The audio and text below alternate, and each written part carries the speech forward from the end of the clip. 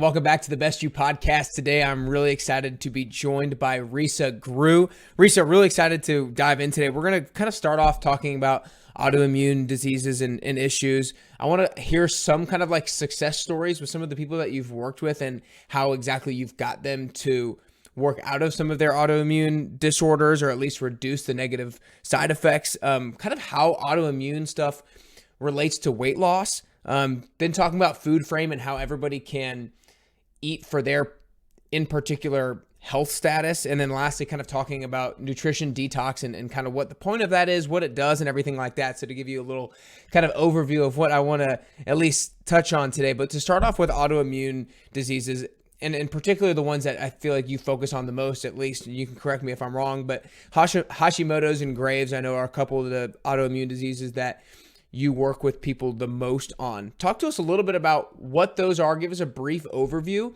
and then what somebody needs to know if they're looking to identify whether or not they have an autoimmune disorder.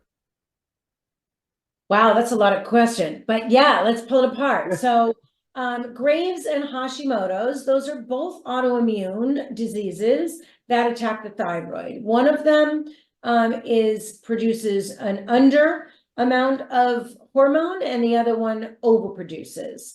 And autoimmune, just to give you a little bit of an umbrella to start, autoimmune is when your body falsely believes that a gland, a tissue, or an organ is the enemy. So it starts to create antibodies and attacks that organ, gland, or tissue.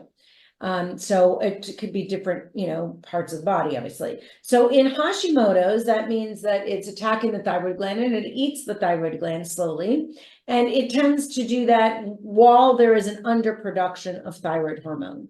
So your T3, which is your active thyroid hormone, tends to be lower than optimal. So some of the symptoms of that could be very fatigue, cold extremities, lack of weight loss. No matter what you do, you cannot lose weight, but it's very easy to gain weight. Constipation, anxiety, hair thinning, nails brittle, outside of the eyebrows go. Those are some very constipation. Did I say that? Lots of very typical symptoms of a low producing thyroid. You could be hypothyroid and not be in autoimmunity, not have Hashimoto's yet, or most people eventually do get Hashimoto's, but not necessarily always, but most. And there's different stages of autoimmunity.